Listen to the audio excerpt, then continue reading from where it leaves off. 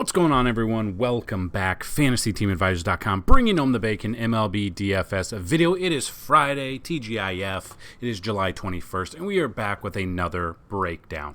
If you've never been here before, welcome. Would love to know how you found the channel. Put that comment down below. Wanted to just break it down for you.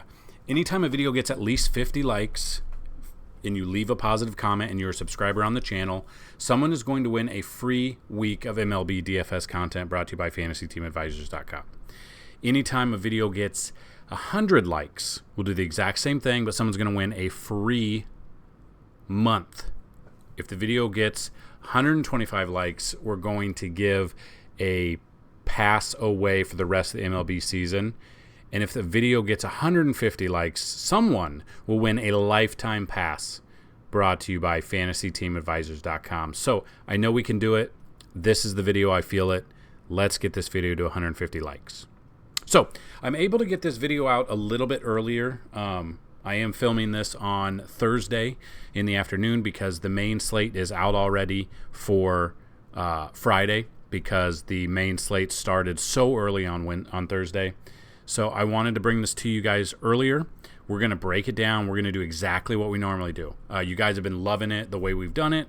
The only thing missing is the weather. Now, the weather, I haven't found a really good website to look at the weather and break it down. We do have a weather station, which I'm able to pull the weather day of, but I can't pull it the day before. So if you guys do know a website that you could find some weather information, let me know. I would love to see if I can get that into these videos and be all-encompassing there. So what we're going to do is, unfortunately, DraftKings does not have an early slate yet, so we can't go over the normal way with the top pitchers, I think there's 4 games, so the 7 available pitchers. So we have to, and ESPN is not working either, so we'll have to use RotoWire right now. But I did find a brand new thing for us.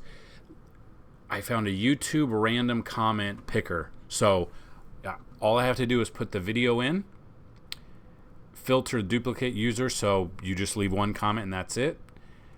And all I do is I hit start, and this will be the way we pick our winners. Instead of having to type in, spend all the time typing in your usernames, this chooses the username here. So all I'm going to do is I'm going to do it one time, and that is the winner. So good luck to everyone. This will be for the winner of the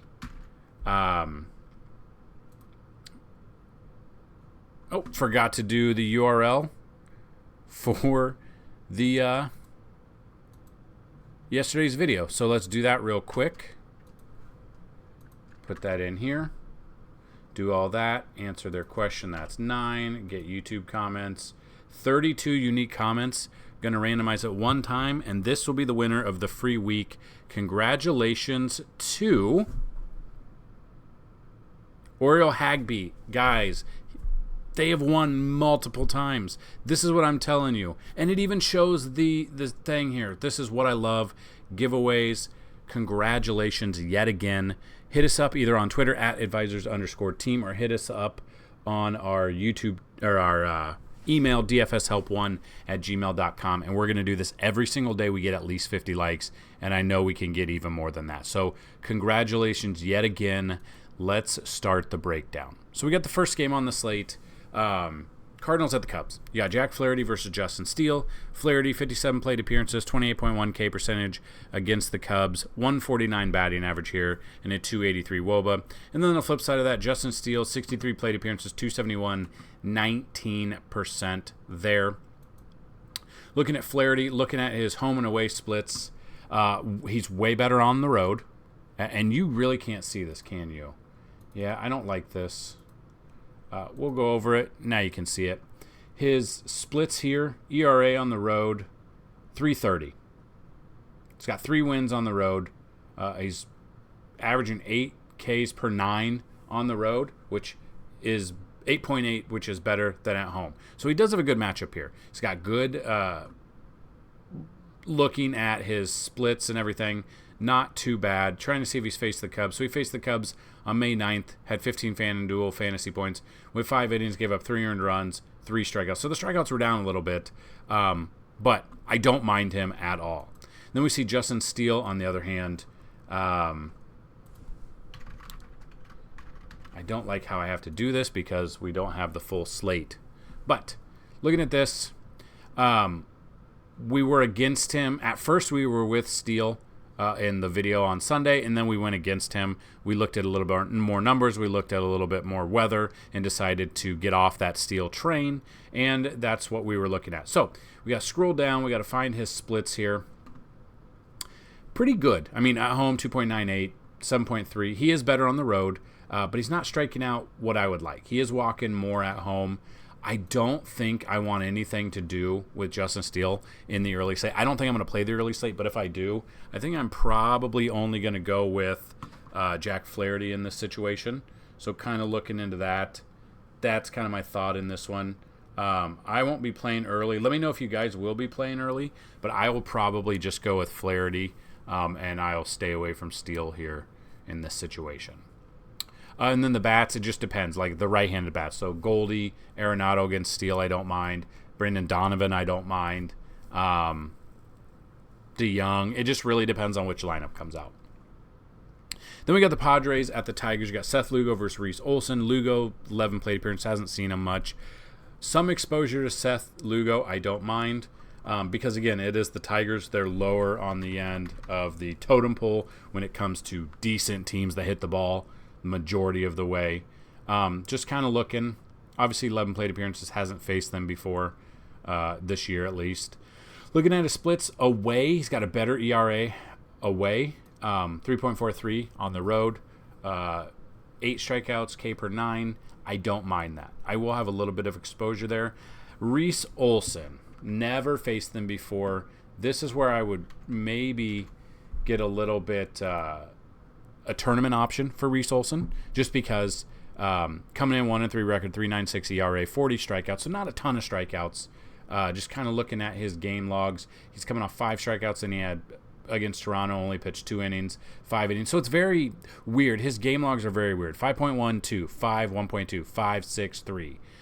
This is where it would only be a tournament option because he's not, some games he's not going deep into games at all. And it's San Diego. San Diego on paper, they're a really good team. They just need to be able to hit, and they haven't when it counted. So looking at this, I'm probably on the Lugo train and maybe Olson for tournaments. That's basically it for Reese Olson. Orioles at the Tampa Bay Rays, Kyle Bradish versus Zach Eflin. Bradish, I don't want anything to do with, especially against Tampa Bay at home. And then Eflin, he's going to be expensive. He was expensive last start, and we didn't take him. And looking at this, let's just look at Eflin. Maybe. I mean, there's one Eflin. What are you doing? Okay, I can't find Eflin. There's one Eflin in the world besides his family that don't play baseball. But just looking at this, Eflin against Kansas City, he was very expensive because he was going against Kansas City. 3 innings, 5 earned runs, no strikeouts, got pulled. And now he's facing Orioles team that are really good. So looking at that, I want to see if he's faced Baltimore this year. He did back on May 9th. 6 innings, 4 earned runs, 4 strikeouts. Probably not using Eflin. He's too expensive for me. Probably not using either of these. I would look at bats in this one. So we'll kind of wait for the Vegas numbers to come out and stuff like that to find the bats that we like. But I would look at Santander. I would look at Aaron Hicks as a cheaper option. I would look at Rushman as well. Any of the lefties against Eflin, I don't mind. Next game, Rockies at the Marlins. To be announced for the Rockies versus Braxton Garrett. Garrett, 39 plate appearances, 303 batting average. I don't mind Braxton Garrett, really. Looking at this, I wanted to kind of see his splits, seeing if he's faced Colorado this year as well.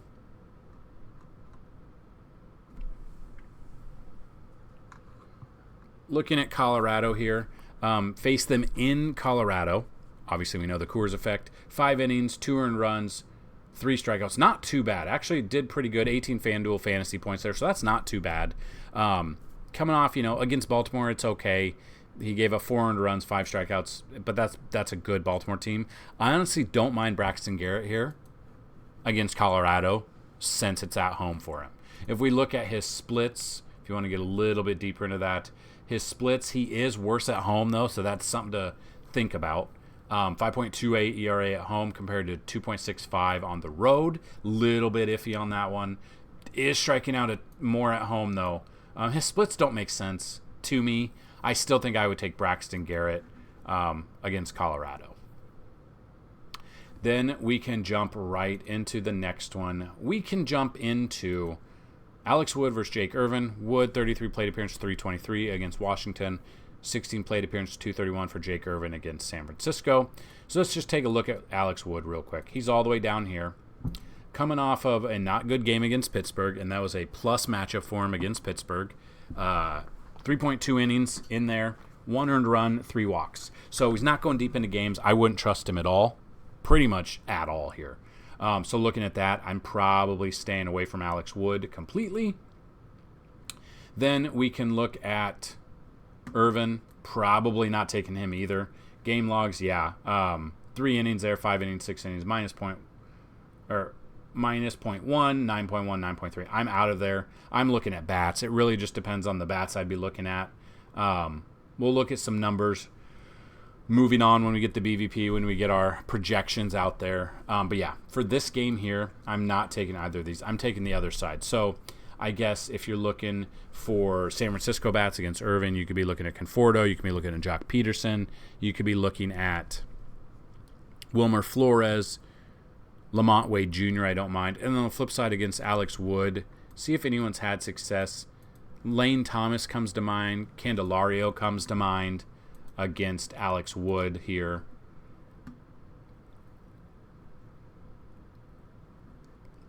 Lane Thomas 4 for 7. Corey Dickerson 3 for 7 with a double. Dom Smith is a cheap option for tournaments, but yeah, I'd probably look at Lane Thomas, Candelario, maybe CJ Abrams there as well. Don't like the pitching in this one at all. This one I don't understand. Kansas City Royals at the New York Yankees. In all actuality, the Yankees should absolutely dominate Kansas City, but if you've looked, I saw stats. In their last 40 games, the Yankees are dead last in batting average at 212. Their ERA, they couldn't hit, I think, over the weekend or over this past week against the Angels. They were facing, against Colorado and the Angels, they were facing 6+ ERA batters and couldn't get them out. Couldn't get a hit against them. Could not do anything against them. That brings us to Alec Marsh versus Clark Schmidt. Schmidt's never seen very much. In theory, he should have a good game. We used Clark Schmidt against Colorado his last start, and he did well for us. Alec Marsh is at the bottom. Whether or not, I don't know. Coming off 6 innings pitched, 5 innings 4. Coming off a really good game against Tampa Bay. Went 6 innings in that one, had 11 strikeouts. Alec Marsh being 5,000 against the Yankees might be a sneaky option for me. The Yankees are striking out a ton. Harrison Bader's probably out, injured. Rizzo can't hit the ball right now. Judge is out. I mean, they've got Franchi Cordero. They have Oswaldo Peraza. They have Cabrera. Glaber's really the only batter right now that's hitting the ball. Him and Stanton. Stanton when he plays the outfield. So this one, honestly, I think at 5,000, this allows you to pay up. 100% allows you to pay up. That's on the road. A better ERA on the road too. I think I really like Alec Marsh here. Now again, he's got to go deep into games. The Yankees are the Yankees. They're at home. They have power. They're just not putting it together right now. It doesn't make any sense what's going on. The Yankees need to win this series, but Alec Marsh could have a good game here. So I will have exposure to Alec Marsh due to his price, probably in tournaments. Then we look at Clark Schmidt. His splits here, hasn't faced Kansas City this year. At home, he's pitching 393, on the road 485, so his splits are better at home. We did use him at Colorado, and that was a scary thought because it's Colorado, but 6 innings there, 8 strikeouts, 26.5 fantasy points out of him. I don't mind him, and he's cheap too. So both of these pitchers in this game allows you to pay up for bigger pitchers, both cash or tournaments today. I think Clark Schmidt, I want to say he's more of your cash option, and Marsh is more of your tournament, just because Kansas City is bad, but the Yankees are bad right now too. And I'm really upset that I bought, I'm regretting getting a hotel room for 2 nights and 2 Yankees games in Kansas City in September if they don't turn things around. It could be ugly. But cautious with this because this is Yankee Stadium. The Yankees, if they're on, they're going to hit, but they haven't been on for a while. Diamondbacks at the Reds is next. Tommy Henry versus Ben Lively. Looking at Ben Lively here, I don't want anything to do with either of these pitchers. I'm stacking both sides of the ball here. I don't even need to dig into the numbers. We can dig in if you guys want to a little bit. So looking at that, where's Lively? Looking at his number, it is Arizona, and they are putting a ton of runs up, so that's what scares me a little bit. Looking at game logs, not much going on here. Splits hasn't faced Arizona this year. At home, 3.64 ERA. He's been better at home, but again, this is Great American Small Park for a reason. I'm probably stacking both sides of this. For Arizona bats, I'm probably stacking Perdomo, Ketel Marte, Corbin Carroll, Lourdes Gurriel Jr. On the flip side, for the Reds bats that I like Friedel, Steer, Encarnacion, Strand, the cheaper option, Ellie De La Cruz, India. I mean, I like a stack on both sides. I don't think I will have exposure to either of these pitchers at all on this slate. Next game to jump down to, the Mets at the Red Sox. You got Kodai Senga, who's never faced Boston before, versus Paxton. 42 plate appearances, 316 batting average out of him. Honestly, I like Senga, but I think he's more of a tournament option because it's in Boston. Fenway gives up a ton of runs this year. I think they're top. By the time you watch this video, by 10 a.m. Central day of, we usually have the ballpark ratings and up and everything like that. And you can see how many runs Fenway has given up this year. But just looking at that, Senga comes in, 7.5 record, 3.20 ERA. Don't mind that at all. Game logs against the Dodgers, he did pretty good. 6 innings, 1 earned run. Then after that, they gave up some runs there. 25.3 fantasy points there. The problem is it is Fenway, so I'm a little bit weary of using him in cash. I think he's more of your tournament option because of the said Fenway effect and everything like that. So looking at that, I'm kind of weary on cash, but I don't mind Senga here at all. And then James Paxton, I still don't know how he hasn't been hurt yet. Coming off a bad start against the Cubs, 3 innings, 1 home run, 6 earned runs. I will admit we used Paxton there. Didn't take into effect the weather that day. The wind was blown out. Chicago, disaster. So 5-2 record, 3.51 ERA. Hasn't faced the Mets this year. Coming in at home, he's got a 2.05 ERA, so he is way better at home. And you can kind of see he had 4 strikeouts that game, 3.73. Just looking at home games, 3 strikeouts there, 8 strikeouts at home, 8 strikeouts against Cincy at home, 9 against St. Louis at home. So does way better at home, strikeouts. So I will have exposure to James Paxton. I think he's more of your cash option in this matchup, and I think Senga is more of your tournament option there. So, and then bats, no real bats jump out to me in this game currently. Maybe down the road we'll find some when we do a little bit more of the weather and stuff like that. But as of now, I will have no exposure to the bats currently. Then you got the Phillies at the Guardians. Ranger Suarez versus Gavin Williams. Suarez, 18 plate appearances, 286. Gavin Williams never faced them before. So looking at that, let's take a gander. Ranger Suarez on the road. His splits, away games, 2.39 ERA. So he is better on the road. 5.64 at home. Hasn't faced Cleveland this year. Looking at game logs, he really hasn't done much lately, though. He's still gone 6 innings, 5 innings. But giving up earned runs here, he's got 11 earned runs his last 3 starts. Those were against San Diego, Miami, Washington, so not amazing teams. Probably going to avoid Suarez 100%. My favorite bat in this game, I would be looking at Jose Ramirez for sure in this lineup here. Ahmed Rosario as well. And then Gavin Williams, he's never faced them before. We've used him a few times. Let's see. We used him against Texas. Didn't do too bad. 5 innings pitched. Gave up 2 earned runs, 4 walks, and 4 Ks. These are what the fantasy points were not good on us. And then we used him against Kansas City right before the break. Did really good. I don't know if I'd use him. I know he hasn't faced him before. I'd maybe throw him in tournaments because you guys know that I love taking a pitcher who's never faced them before.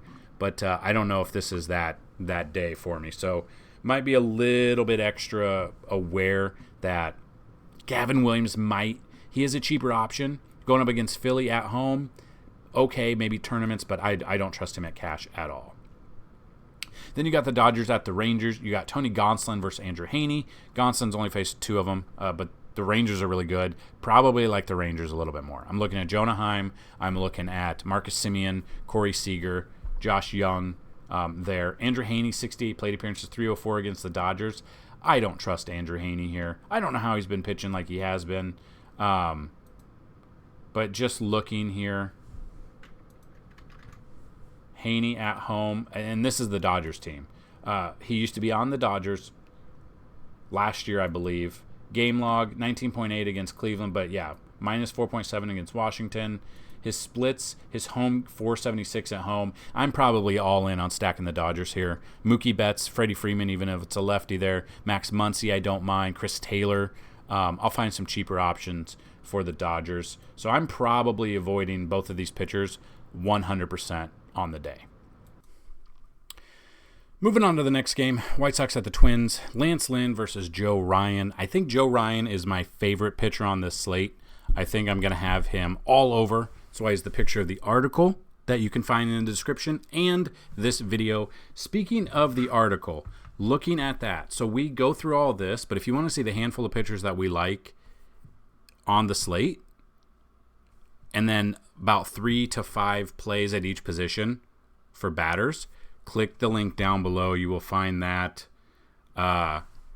Hopefully that helps you out. If it does, share those articles on Twitter, share those articles on Facebook. That would help me very much. We also have a Facebook page that I'm trying to build back out, which we haven't had for a while, just to get more traction over there. So check that out. So we've got Lance Lynn versus Joe Ryan. Lance Lynn, 124 plate appearances, 211 batting average, 33.1 K percentage against the Twins. And then Joe Ryan,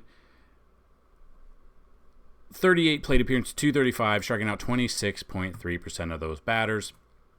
Let's take a look at what Mr. Lance, Big Boy Lynn, has been up to this season.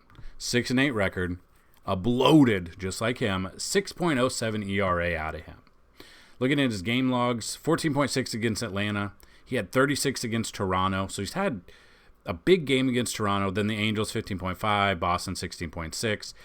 Has faced Minnesota one time this season, 6 innings pitched, 3 earned runs, had 10 strikeouts, but a 4.50 ERA in that game. His home games, 6.11. His away games, 6.03. He is on the road.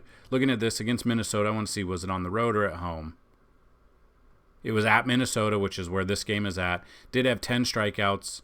Had 10 strikeouts. We had 16 strikeouts in Seattle. What? I don't remember that. And they still lost 5-1. That's bad. 16 strikeouts in that game. I don't mind Lance Lynn, but I'd rather have Joe Ryan here. So we look at Joe Ryan. We get his game logs here. 14.6 against Oakland, 15 against Baltimore. Really good game against Kansas City. Looking at his splits, he has faced Chicago one time this year. 6 innings pitched, 7 strikeouts in that game. No ERA, 25.7 here, which is more than he's averaging both at home and away. His home games, he's better at home as well. I am all in on Joe Ryan here for cash and tournaments, and I think Lynn is a tournament option. I just don't trust him enough with that ERA. I know he had a good game against Minnesota before, but he's not pitched very well the whole season combined. Then we got the Braves at the Brewers. You got Michael Soroka versus Freddie Peralta. Soroka, 5 plate appearance. Nothing going on there. Peralta is an interesting option. 59 plate appearances, 148 batting average, 32.2 K percentage against the Braves. I think he'll be very low owned because it's the Braves and how good the Braves are. But let's take a look at both pitchers here. So Soroka on the road. Game logs, hasn't done much. He's not pitching a ton. 3 innings there. 4.2 against Cleveland, 6 against Miami, 3.2. Been very inconsistent. Hasn't pitched, obviously, that much this year because he was hurt. So he's got 5 starts under his belt there. 5 5.4 ERA here. Looking at splits, his home splits, 5 ERA. On the road, 5.65. It's even worse.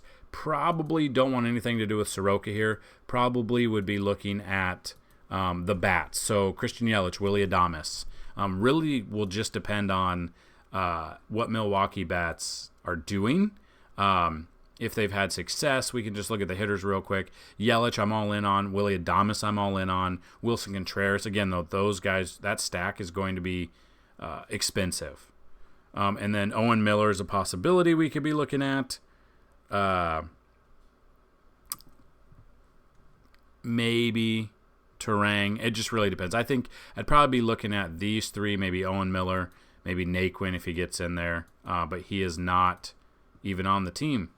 Not even on the team, so I don't know why he's showing up there. So I think I'd look at Owen Miller, who's not been too bad, hasn't done much. But again, if I am taking Milwaukee team, probably these three would be the bats that jump out to me the most in this game. Then we move, and I think Peralta, I do think I'll have exposure to Peralta here at home. Didn't look at his numbers. Where is he at? He's right here.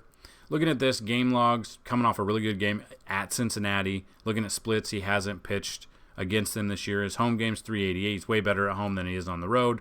I am all in on Peralta, both cash and tournaments. I think he's a good option here instead of paying up at some other pitchers on the slate. Pirates at the Angels, Johan Oviedo versus Ohtani. I don't think I'd go with Oviedo at all. Ohtani is, here's the thing. He's 11,000, but I don't think we get fantasy points out of him for pitching. Let's see. He pitched last Friday, which would have been the 14th, right? 14th. Had 5 innings pitched. Strikeouts. Where'd it go? 7 strikeouts. But he got 8 fantasy points. So they're only giving him batting points, which makes no sense to me, right? Unless I'm reading this wrong. And I think FanDuel is the other way. I wanted to take Ohtani. Now, if Ohtani gets the fantasy points for pitching, I'm all in on him against Pittsburgh. But at the moment, it just doesn't look like he does at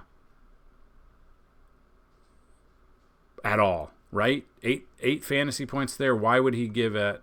I mean, he had 4 earned runs. Maybe that's why in 3 walks.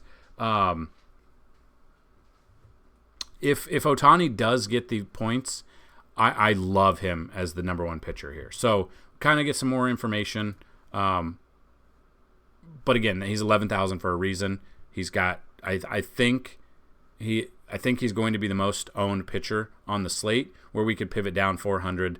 But it's really between Ohtani and Ryan, and I think I'd probably lean Ohtani as the number 1 pitcher that I like. But he is very expensive. So he's going to have his stuff working. Don't give up walks, don't give up runs, which should be pretty easy for him against Pittsburgh.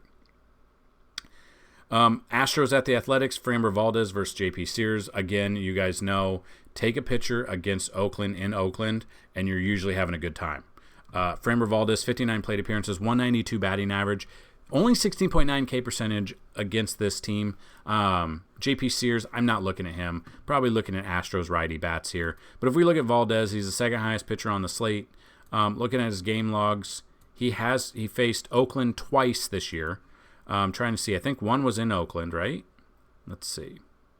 That was versus Oakland, went 9 innings, complete game there out of him. And then at Oakland, so back-to-back starts, 6 innings there. 21.3 fantasy points there, 40.9 against him. He was 10,800 there. That's the price he is now. I love Framber Valdez in Oakland. I think this is a fantastic matchup for him. It's $200 less than Ohtani, $200 more than Ryan.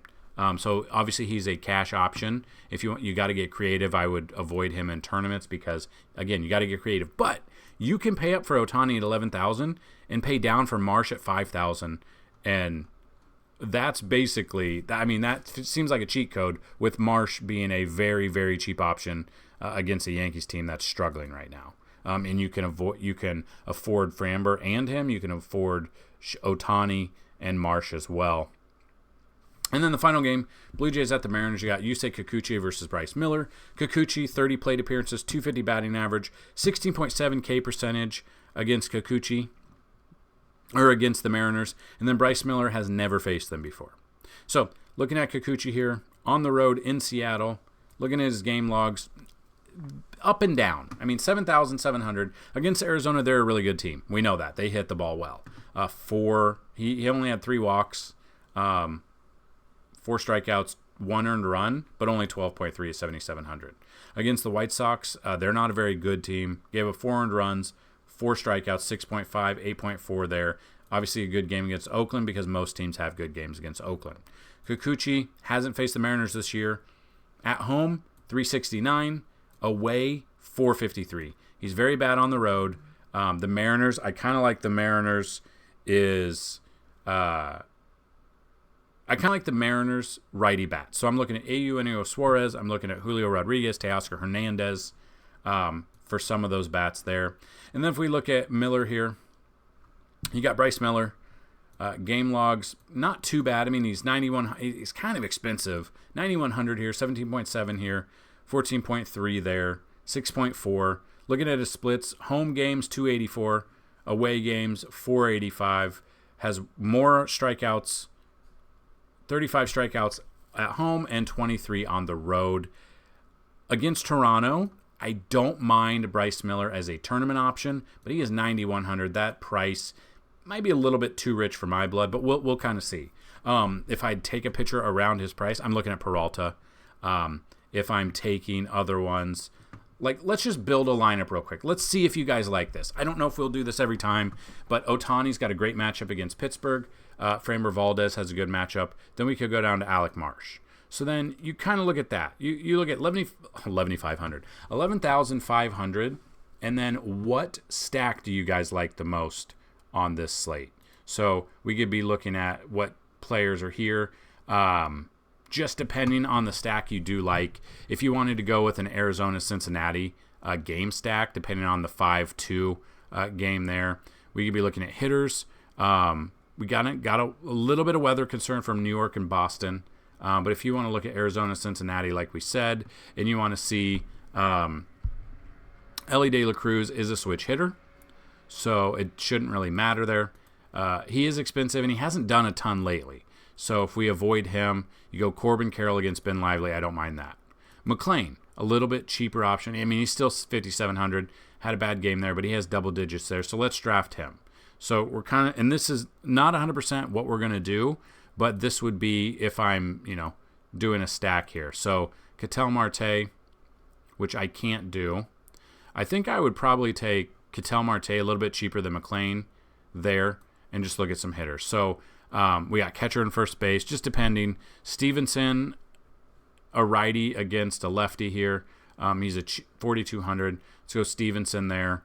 Again, we're trying to build this out, and I don't know if this will be a finished product, so that's kind of what I'm looking at. Jonathan India, we can't do because we got Jonathan India, 4,800 over Ketel Marte. Looking at India here. Game log, been iffy, but I'd kind of like, if I'm looking, what other ones do we like? So Perdomo, if he's at the top, I do like that. So let's go Perdomo. He's going to be our shortstop. So we've got 3 Arizona bats, 1 Cincy bat.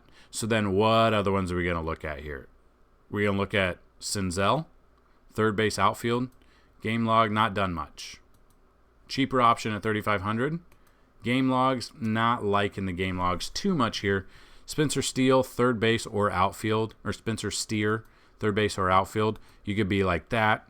And then we're looking at first base, outfield, and outfield. So we've got 2 Cincy, 3 Arizona, but we really want that Arizona.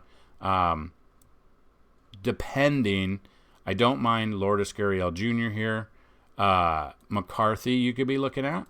Game log, I don't mind him. So we've got the 5 here, the 2 here. That leaves 2,100 at first base. I don't think we can really do that. Seth Beer isn't even on a team. Well, let's get rid of these, and we'll have everybody. So all first base. If we can find one at 2,100, which I don't think we're going to be able to find one. Jake Lamb, yeah, I was going to say he's on the Yankees now. Jake Lamb's on the Yankees. I don't know why he's still showing up as LA.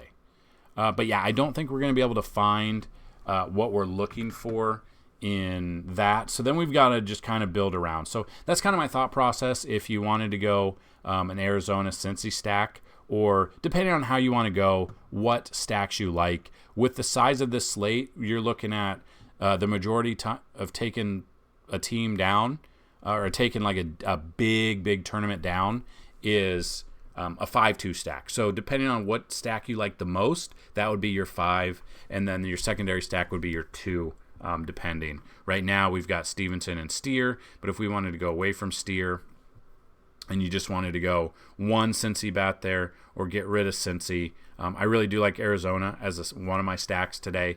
Well, on the cheat sheet we have the top 10 stacks over there, so you can definitely check that out. So again, you can go to FantasyTeamAdvisors.com. FTA Plus, it's $24.99 for the month. You can check that out. That's going to get you everything plus sports betting. And then if you want to, right now we still have the promo going, the NFL season for a year pass, full year, July 20th. Use the promo code NFLVIP. You're going to get $100 off. You're going to get the year pass for $99 instead of $199. That's what we've got in this video. Good luck to everybody. We will be back for Saturday. Let's bring home some bacon today, guys. Peace.